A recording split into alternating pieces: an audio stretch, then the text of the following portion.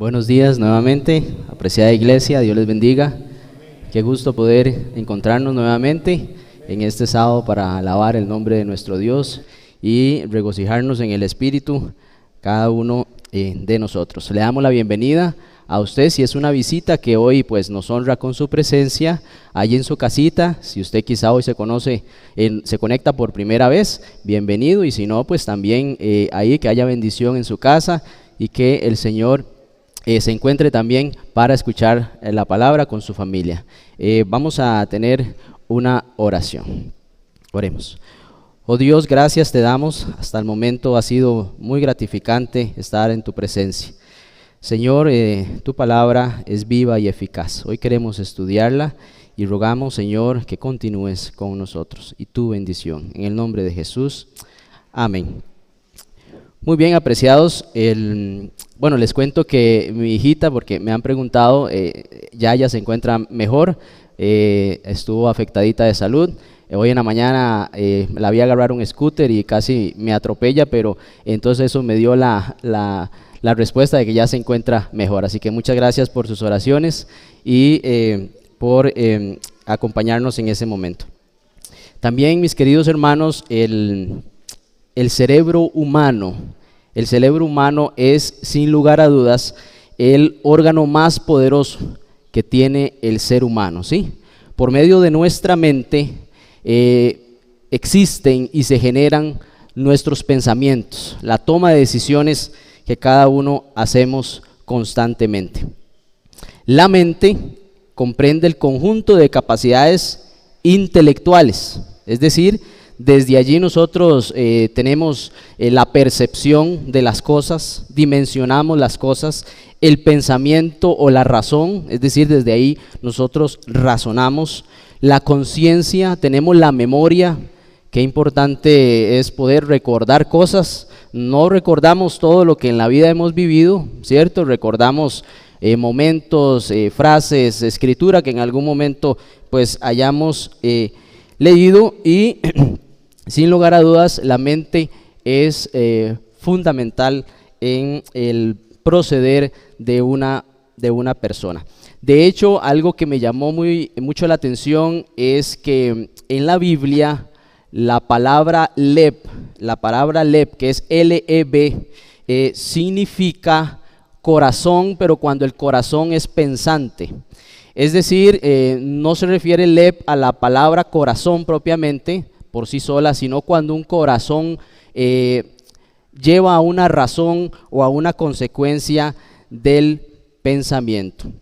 En Génesis 5:5 encontramos esa palabra que es manifestada como corazón, que bien podemos darle la traducción como mente, ¿sí? Dice Génesis 5:5, y vio Jehová que la maldad de los hombres era mucha en la tierra, y que todo designio de los pensamientos del corazón de ellos era continuo solamente el mal. Dice los pensamientos del corazón. Realmente ahí podemos reemplazar corazón por mente, ¿cierto? La palabra leb, designio de los pensamientos de la mente de ellos eran continuamente solamente al mal. Recordará usted también Mateo capítulo 15 versículo 19, donde dice del corazón salen los malos pensamientos. Recuerda los robos, el adulterio, los homicidios. Bueno, realmente ahí dice de la mente, podemos utilizar también mente,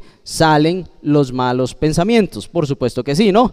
De la abundancia del corazón, de la abundancia de la mente, también habla la boca, ¿no? Lucas 6:45. Y por allí dicen algunos neurólogos que el ser humano utiliza únicamente el 10% de la capacidad de su cerebro, ¿verdad? ¿Han escuchado esa parte? Haciendo la reflexión de que del hombre, ¿verdad? En el corazón del hombre es continuo al mal. Imagínense tener una capacidad más amplia del procesamiento de nuestros pensamientos, ¿no? Siendo que solo lo procesamos un poco. Yo puedo entonces interpretar también, basado en esta analogía, que cuando Adán y Eva fueron creados, antes de que entrara el pecado, ellos pues tenían en un 100% la capacidad de su pensamiento, ¿no? Y es muy interesante cómo el cerebro es un órgano que es tangible, se puede examinar, ¿sí? En una autopsia un médico puede sacar un cerebro y ver el cerebro, ¿no? Sin embargo, la mente no es algo que se pueda examinar, es intangible. Ahí es donde están los sentimientos, están los pensamientos, está la memoria de cada ser humano. Y si usted escuchó la lectura bíblica, si estaba aquí en ese momento, en 1 Corintios capítulo 2, versículo 16, le invito a abrir su Biblia para que me acompañe. 1 Corintios capítulo 2, versículo 16, para reflexionar en este versículo, que la primera vez le confieso que yo escuché este versículo, que yo leí este versículo, me llamó poderosamente la atención, me impactó, me puso a reflexionar. 1 Corintios capítulo 2, versículo 16. Dice así el apóstol Pablo: porque ¿quién conoció la mente del Señor? ¿Quién le instruirá? Hace dos preguntas, ¿sí? ¿Quién conoció la mente del Señor? ¿Quién le instruirá? Mas nosotros tenemos la mente de Cristo, ¿sí? Mis queridos hermanos, para estudiar este texto es necesario que nosotros lo dividamos en dos partes. La primera son estas dos preguntas que hace el apóstol Pablo. ¿Quién conoció la mente del Señor? ¿Quién lo instruirá? Realmente Pablo está citando la escritura en el Antiguo Testamento. Está citando Isaías capítulo 40, versículo 13, para fundamentar estas dos primeras preguntas. Si usted me acompaña a Isaías capítulo 40, versículo 13, voy a procurar no ser muy extenso en esta mañana debido al tiempo. La palabra del Señor dice así en la Reina Valera del 60: ¿quién enseñó al Espíritu de Jehová o le aconsejó enseñándole? De ahí tomó Pablo esas dos preguntas de Isaías capítulo 40, versículo 13. Y hay una versión que dice palabra de Dios para todos. Dice: ¿quién puede decir que ha entendido el pensamiento del Señor? ¿Quién le ha servido de consejero al Señor? Aquí, mis hermanos, el apóstol Pablo nos hace una reflexión en esta primera parte del versículo acerca de la incapacidad del ser humano o inclusive de otro ser, ¿sí?, de hurgar o de adentrarse en la mente de Dios. Y reforzando, ¿verdad?, este concepto, dice inclusive que ¿quién le ha enseñado? ¿Será que alguien le ha enseñado a Jehová? Si ustedes notan, esta pregunta ya lleva una respuesta implícita, ¿sí? Está diciendo, pues no hay nadie que le haya enseñado a Jehová y no hay nadie que pueda adentrarse al pensamiento de Dios. Y esto en la práctica del ser humano lo podemos dimensionar un poco mejor en la vida de Job. Recordará usted que Job tuvo una disyuntiva con Dios acerca de su situación, lo que él estaba padeciendo, lo que él estaba sufriendo. Entonces él empieza a hacerse muchas preguntas muy humanas, podemos decir, ¿no? Pero él buscaba una respuesta más profunda a su padecer. Y en Job capítulo 40, versículos 2 al 4, hay un diálogo muy interesante entre Jehová y Job. Dice Job 40, si usted ya está por allí, dice Job 40, versículo 2 al 4, la versión Reina Valera: además respondió Jehová a Job, es decir, Dios le dice a Job: ¿es sabiduría contender con el Omnipotente? Le hace esa pregunta Dios a Job. El que disputa con Dios, responda a esto. Entonces Job entiende que él está argumentando con Dios. Y entonces Dios le hace una pregunta: ¿es sabio contender con el Omnipotente? Y entonces Job responde en el versículo 3 y 4, comprende esa incapacidad de él como ser humano de adentrarse en la mente de Dios. y dice así: he aquí yo soy vil. Es decir, está diciendo, he aquí yo soy un humano. Lo entiende, lo comprende. Él dice, yo no voy a argumentar más con Dios. Y dice, ¿qué te voy a responder yo a esa pregunta? ¿Qué voy a responderte ante esa pregunta de si es sabio contender con Jehová? Y dice, figurativamente hablando, dice, bueno, hasta en la práctica dice, mi mano pongo sobre mi boca. Es decir, yo no voy a referirme ya más a este tema. Yo lo entendí. Esa sería la primera línea de este estudio de este versículo, que no vamos a adentrarnos allí, porque ya obtuvimos una respuesta. Nadie puede conocer la mente de Jehová, nadie puede instruirle, ¿cierto? Según las preguntas basadas también en Isaías, como en el versículo de esta mañana.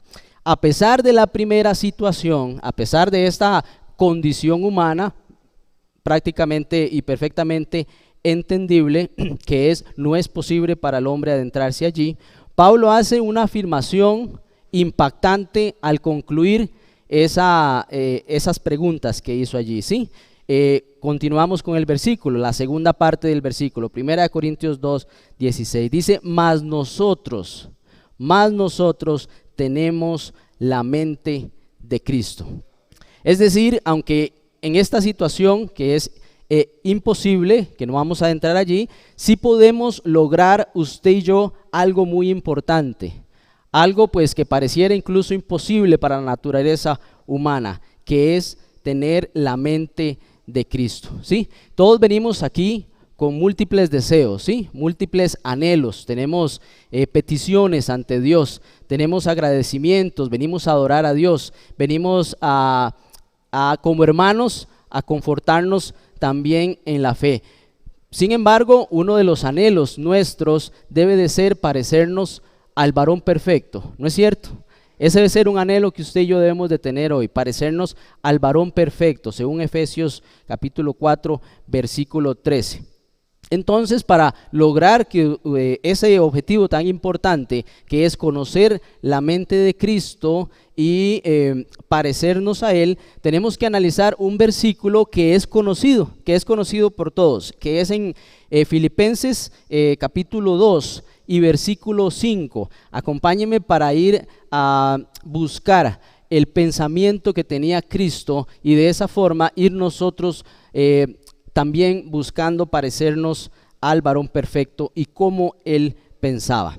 Este versículo yo sé que usted lo conoce y es un versículo hermoso. Vamos a analizarlo también haciéndole algunas preguntas, ¿sí?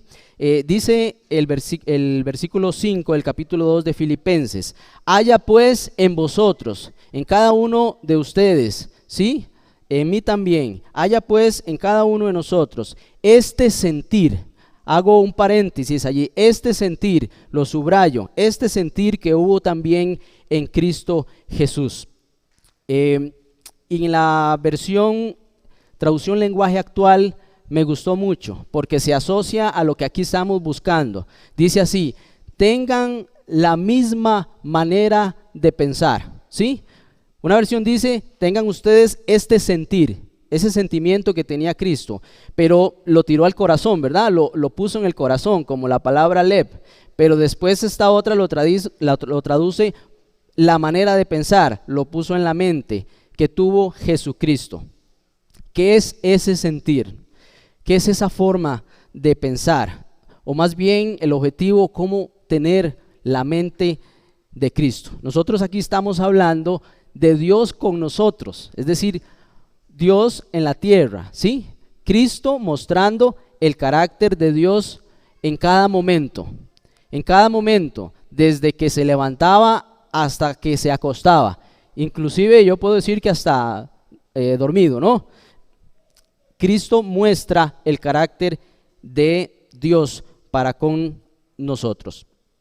Si le podemos hacer algunas preguntas a este versículo de Filipenses 2, versículo 5, podríamos también dimensionarlo en qué no es la mente de Cristo. ¿Les parece? ¿Qué no es la mente de Cristo? Y podemos hacernos algunas preguntas. ¿Será que tener la mente de Cristo es que usted y yo seamos inteligentes? necesariamente? ¿Será que la mente de Cristo nos pide a nosotros una inteligencia? Para eso tendríamos que ponerle al texto esa frase, ¿no? Haya pues en vosotros esa inteligencia, ¿sí? Que hubo también en Cristo Jesús. Hablo de inteligencia humana, en el ámbito humano. Si fuese así, mis apreciados hermanos y amigos, grandes hombres, hombres inteligentes, científicos, grandes mentes, matemáticos, hombres y mujeres que han creado cosas importantes para la humanidad, tuvieran la mente de Cristo. Y grandes cristianos estarían en las grandes universidades debatiendo sobre temas relacionados. Ahora, yo no digo que no existan cristianos muy inteligentes en grandes universidades, ni tampoco digo que Cristo no era un ser inteligente, ¿correcto? Sin embargo, también tenemos el tema de que hay hombres y mujeres que son muy inteligentes, pero que se declaran ateos, es decir, no creyentes. Es decir, confían en una evidencia de su propia ciencia, de lo que están investigando. Es decir, la materia gris, como lo conocemos, ¿verdad?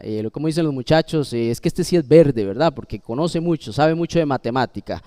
Además, Cristo no se enfocó, no se direccionó necesariamente a ir a enseñar a algunas universidades importantes de ese entonces, ¿sí? No digo que no fuese en algún momento a corregir algunas enseñanzas que estaban por allí plasmadas. Cristo fue y corrigió a algunos eruditos que tenían conceptos que no necesariamente estaban alineados a lo que él quería enseñar. Recordará usted a Nicodemo, un hombre letrado, un hombre que era respetado académicamente hablando. Cristo, con la simpleza y la sencillez de la enseñanza, con la sabiduría divina, le dio un mensaje que hizo sentir a Nicodemo como un niñito de kinder que estaba aprendiendo sobre algo que él no conocía, ¿cierto? Entonces, basado en esto, no podemos afirmar que tener la mente de Cristo es necesariamente que usted y yo seamos hombres y mujeres muy inteligentes. De ser así, pues yo quedaría excluido, porque a mí me costó realmente avanzar un poquito en la educación, pero gracias a Dios ahí avanzamos. Le podemos hacer otra pregunta a este texto. Podemos decir que la mente de Cristo es una mente sagaz, una mente audaz, ¿verdad? Entonces, usemos el versículo para poner esa descripción. Haya pues en vosotros esa sagacidad, que hubo también en Cristo. Aunque Cristo sí mencionó algunos elementos relacionados a ser audaces en la mente, recordará usted Mateo 10:16, que dice: sed pues astutos, ¿sí? Como serpientes, sed pues astutos como serpientes, pero después hace otra comparación: y mansos como paloma. Entonces se queda uno reflexionando un poco en ese aspecto, ¿no? De ser así, si tener la mente de Cristo fuese ser usted y yo muy audaces, hay una descripción, ¿verdad? Ser como pellizcado, ser esa persona que está siempre sobre lo que está sucediendo y actúa en base a de forma muy rápida, ¿no? De ser así, pues algunos comerciantes, ¿no? Que son muy sagaces para hacer negocios, tendrían la mente de Cristo, pues ellos son personas que no dejan escapar una oportunidad, ¿cierto? Por ahí tiene una denominación en la televisión que se le llama los tiburones, ¿verdad? El Shark Tank. Eso más bien nos advierte a nosotros de una tendencia al ser humano, que es el amor al dinero, ¿verdad? Más bien nos estaríamos arriesgando a ir bajo esa línea, y lo que decía 1 Timoteo 6:16, ¿verdad? Además, también, si fuese esa la descripción de la mente de Cristo, dejaría excluida a muchas personas que no necesariamente se ven con esa afinidad de ser pues comerciantes, sagaces, audaces, sino personas que desempeñan un trabajo más simple y no les llama la atención esa actividad. Y por último, le voy a hacer otra pregunta a este texto. ¿Será que tener la mente de Cristo es de una persona que ya ha vivido mucho. Ustedes pueden pensar, y es así, que las personas que tienen mucha experiencia, ¿verdad?, toman buenas decisiones porque ya han vivido, ¿sí? Porque ya han padecido alguna circunstancia y es una persona de experiencia en la cual tiene cierta sabiduría en la vida. Eso me llevó a mí la pregunta de que Cristo era un hombre joven, 33 años. Yo casi le supero por 10. Entonces Cristo era un hombre joven, realmente no era un hombre de la experiencia de otros personajes de mayor edad. Y también me lleva a mí a la reflexión de que aún así, cuando la persona ya cumple muchos años, sigue aún cometiendo errores y se puede aferrar a circunstancias terrenales. Entonces no necesariamente está relacionado a una persona que tiene la sapiencia que puede dar la vida, ¿no? Eso es muy importante. Entonces acerquémonos más y ahora sí al pensamiento de Cristo. Si tener el pensamiento de Cristo no se relaciona necesariamente con ser personas inteligentes, sagaces o de sapiencia, sabiduría de lo que puede dar la vida, y con esto no digo que Cristo no era un hombre sabio, no era un hombre inteligente ni audaz para responder las preguntas que se le daban. Entonces, ¿qué podemos hacer para acercarnos más a lo que usted y yo podemos lograr con la ayuda de Dios y del Espíritu Santo? Le pido que me acompañe a Lucas 9:51 para ir definiendo más el concepto de la mente de Cristo. Lucas 9:51 dice así la palabra. Dice: cuando se cumplió el tiempo en que había de ser recibido arriba. Algunas versiones dicen cuando llega el tiempo de la ascensión de él. Esa ascensión todavía no se iba a dar hasta el día 40 después de su resurrección, pero aquí hace como un resumen de lo que iba a suceder. Cuando se cumplió el tiempo en que él había de ser recibido arriba, y esta es la palabra clave, esta es la frase que yo quiero llevarles. Dice: afirmó su rostro para ir a Jerusalén. Algunas versiones dicen él con determinación afirmó su rostro para ir a Jerusalén. Mis queridos hermanos, Cristo era una persona con determinación en cumplir una misión que Dios le había dado. Él tenía un objetivo, lo tenía muy claro, ¿sí? Aún pareciese, humanamente hablando, una misión imposible, él tenía el objetivo de cumplir en esa misión, con ayuda del Padre y de la unción del Espíritu Santo. Aunque Cristo llevó una carga muy pesada, mis queridos, él no se iba a rendir porque él tenía una meta clara. Y recordará usted hasta ese momento que dice: consumado es. Él tenía esa meta desde mucho antes, pero aquí es importante que analicemos que con determinación él miró a Jerusalén. Él iba a tener muchos obstáculos, por supuesto que sí. ¿Sabe por qué? Inmediatamente cuando pronuncia estas palabras, y usted sigue leyendo un poquito más, dice que él tenía que pasar por Samaria. Y lo que sucedió es que nadie quería darle posada en Samaria.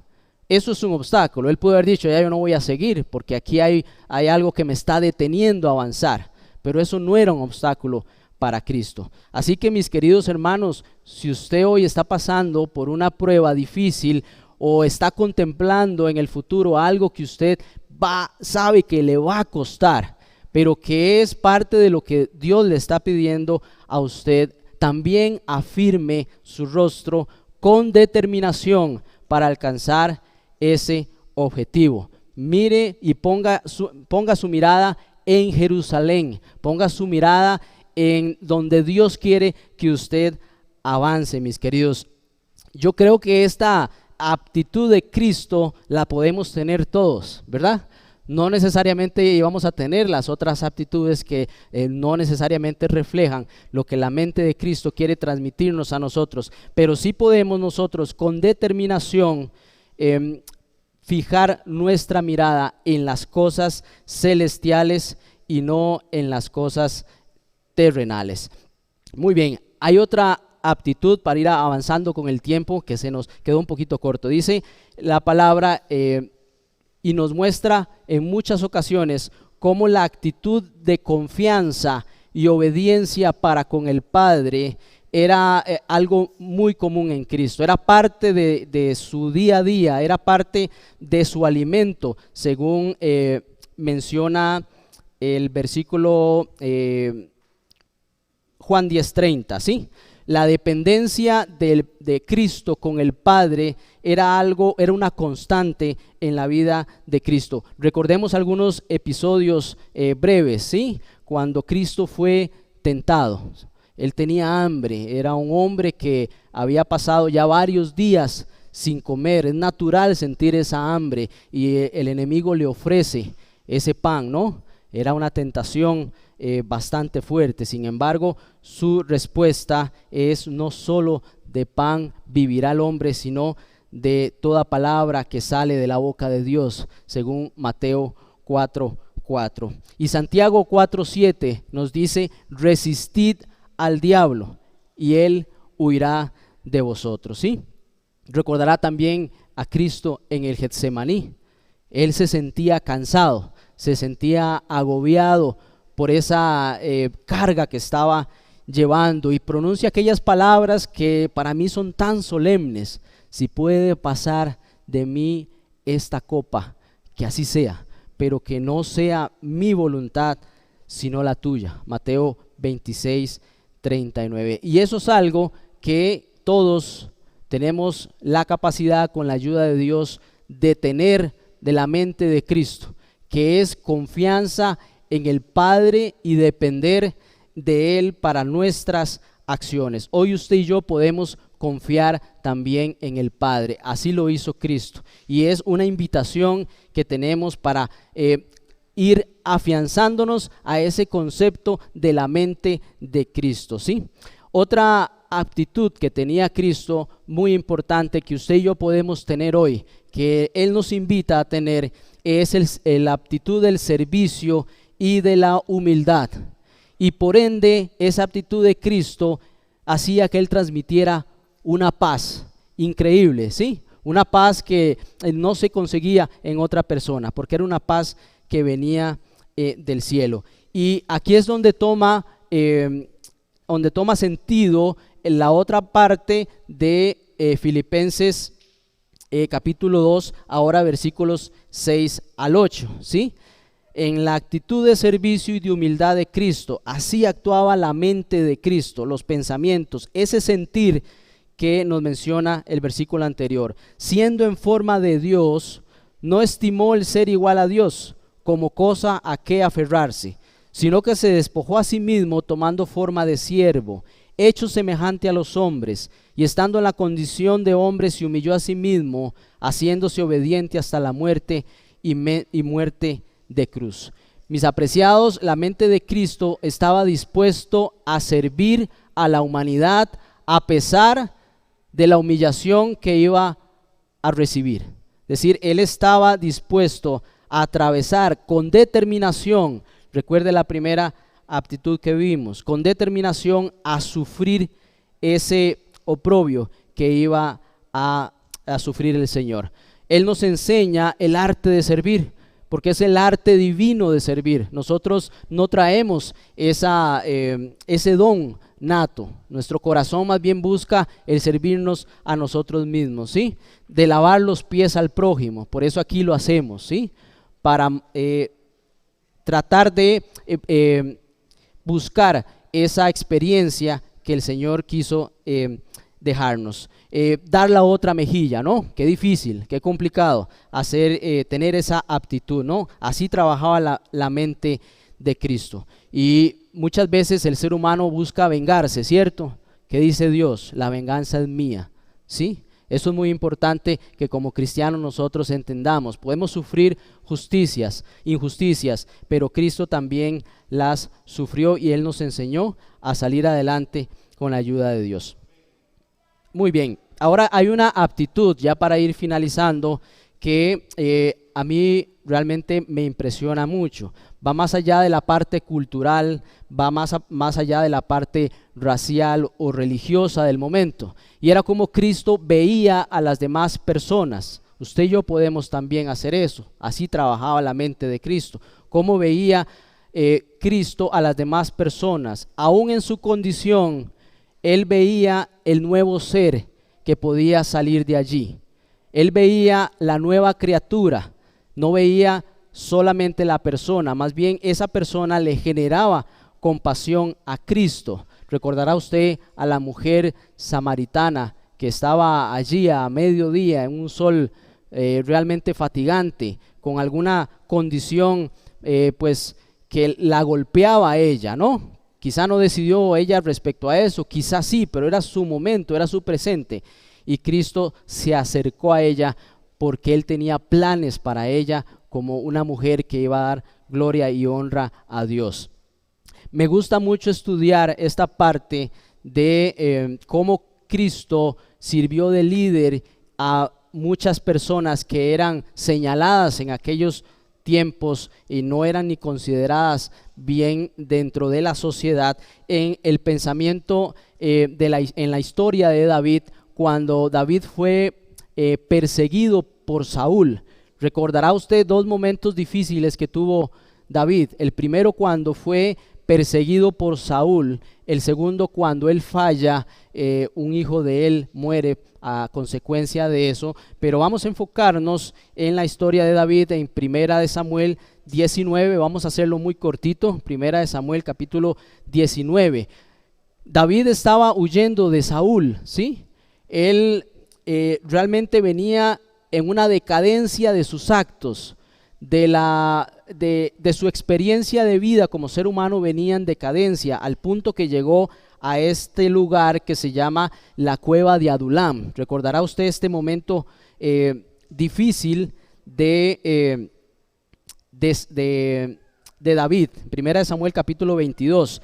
El 19 es cuando Saúl empieza a perseguir a David, siendo David una persona importante en el palacio del rey Saúl, siendo pues un hombre con honores por lo que había logrado allí. Pasa de esas comodidades, pasa de ese lugar bello, bonito, un lugar lindo donde una persona quiere estar, a una cueva que está pues oscura, húmeda, pues mugrienta, murciélagos, elementos pues que no estaban realmente asociados a donde él venía, del lugar donde él venía. Me hizo también, cuando leí esta parte de la historia de David, la reflexión con respecto a Cristo. Cristo estaba en el cielo con el Padre, Él estaba disfrutando con el Padre en el cielo y vino aquí a la tierra, a un lugar pues oscuro, lleno de pecado, ¿no? Con un enemigo también persiguiéndolo, buscándolo para que él cayera. Ahí en el Salmo 142 David escribe, estando en la cueva de Adulam. Si usted tiene tiempo no lo vamos a leer acá, pero en su casita usted puede leerlo, el Salmo 142. Solo voy a hacer una referencia al versículo 4. Escucha mi clamor. Salmo 142, versículo 4. Escucha mi clamor porque estoy muy afligido, ¿sí? Aún allí estando en esa cueva sucede algo para David que yo creo que ni él se lo esperaba, ¿sí? Él no se esperaba eso. Dice que estando él allí, muchos hombres que estaban afligidos, en el versículo 2, capítulo 22, había muchos hombres que estaban afligidos de espíritu, hombres que estaban endeudados, con deudas impagables, hombres que estaban siendo perseguidos, hombres que eran considerados escoria de la sociedad, hombres que ya no tenían una esperanza acerca de su futuro, hombres que ya no tenían una razón inclusive para seguir adelante. Aún así, David se hizo un líder de esperanza para cada uno de ellos. Es decir, David, a pesar de que estaba sufriendo y pidiéndole al Señor que le diera fortaleza por la condición que estaba viviendo, aún así Dios lo utilizó para llevarle esperanza a todos estos hombres que ya no la tenían. Y quizás era un joven que ya sus papás no querían ni tan siquiera tenerlo en la casa por los problemas que él generaba. Quizá era una mujer que ya no tenía esperanza porque su vida se había derrumbado por varios actos, varias decisiones que había tomado. Pues así era el pensamiento de Cristo también en la figura de David. Él se acercó, como recordará usted, a las personas más afligidas, a los más señalados, a las personas que ya no tenían esperanza, ¿sí? Las más desventuradas, las que ya no tenían un rumbo. Recordará usted muchas historias relacionadas, aquel hombre Zaqueo, ¿sí? Aquella mujer que era señalada y en sus ojos en ese momento lo que tenía era vergüenza y a la vez terror porque ya le iban a matar a pedradas. Sin embargo, lo siguiente que vio fueron los ojos del maestro y su mano extendiéndole y diciéndole, levántate, vete, no peques más. Es así como trabaja la mente de Cristo, ¿sí? Bien dice un canto que a mí me gusta mucho: nuestros corazones insaciables son hasta que conocen a su Salvador, ¿sí? Porque el Hijo del Hombre ha venido a buscar lo que se había perdido, porque tenía 100 ovejas, se le escapó una, ¿sí? Y fue a buscar una y dejó a las 99. Mis apreciados hermanos, el amor de Dios, como su carácter perfecto, es una entrega total, no tiene límites, ¿sí? Es inmedible. Por eso nuestra historia, la historia suya, la historia mía, la historia de la redención, el único camino posible era Dios mismo viniendo al mundo a entregarse por nosotros. Es la historia de amor más bella jamás contada en la persona de Cristo, ¿sí? Para finalizar, mis queridos hermanos, quiero llevarles a una reflexión acerca de ese paso para poder obtener la mente de Cristo y no soltarnos nosotros de los pensamientos que tuvo Cristo. Los invito a 2 Corintios capítulo 10 versículos 4 al 5. 2 Corintios capítulo 10 versículos 4 al 5, ya para ir finalizando. Dice así la palabra del Señor: porque las armas de nuestra milicia no son carnales, sino poderosas en Dios para la destrucción de fortalezas, derribando argumentos y toda altivez que se levanta contra el conocimiento de Dios, y llevando cautivo, aquí está la clave, mis queridos, todo pensamiento a la obediencia a Cristo. Nuestra mente a la mente de Cristo. Usted y yo, mis apreciados, necesitamos la mente de Cristo, llevar nuestros pensamientos cautivos al pensamiento de Él.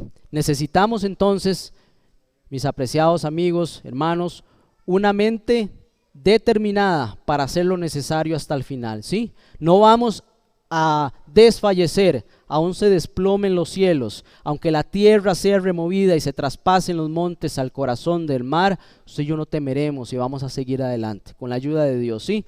Porque todo lo puedo en Cristo que me fortalece. En mi mente yo me arraigo a los pensamientos de Cristo. Él lo pudo lograr, con su ayuda yo voy a avanzar también, ¿sí? Una mente que confíe en el Padre y que ruegue por medio del Hijo, ¿sí? Que usted y yo seamos uno como iglesia. Si algo enseñó Cristo a sus discípulos es hacer uno, a evitar las contiendas, a evitar los confrontamientos innecesarios, ¿sí? A seguir adelante, aún yo tenga alguna discrepancia en algún aspecto, puedo hacerlo con el amor de Cristo para que todos como unidad avancemos, ¿sí? Una mente que esté al servicio de Dios y de la humanidad, ¿sí? Dios nos pide que le sirvamos. La parte imposible la hace Él. Él nos está pidiendo que nosotros hagamos la parte que nosotros podemos hacer con su ayuda. Él hace la parte difícil, la parte imposible. Nosotros avanzamos con la parte que nos corresponde. Y una mente, mis queridos hermanos, con la entrañable misericordia que tenía Cristo para compadecernos de las demás personas, ¿sí? Para finalizar, Dios nos hace una invitación a que busquemos la mente de Cristo. El Espíritu Santo, por medio de su fruto, nos da todos esos dones, ¿sí? Uno solo, pero se refleja en muchas muchas actividades y muchas acciones en nuestro pensar y nuestro actuar. Así que, ¿qué le parece si nos ponemos de pie, le pedimos al Señor que ponga sus pensamientos en mis pensamientos y nosotros nos anclamos a la mente de Cristo? Oremos. Oh Señor Padre, gracias te damos que en tu palabra encontramos esperanza, encontramos fortaleza para seguir adelante. Danos, Señor, la determinación que tenía Cristo, el servicio, la humildad, el amor hacia los demás y la unidad para avanzar como iglesia a la Canaán celestial. Ayúdanos a anclarnos, a ser obedientes a lo que nos pides, a tener la mente de Cristo en nuestras vidas y reflejar tu amor en cada momento. Gracias, Señor, por tantas bendiciones y por esta mañana hermosa y por tu palabra. En el nombre de Jesús, amén. Muy bien, apreciados, pueden sentarse. Vamos a presenciar el bautismo de esta mañana de Carolina, quien ha decidido entregar su vida a Dios. Y hoy pues celebramos esa gran fiesta, así que le invitamos a que se quede un momentito.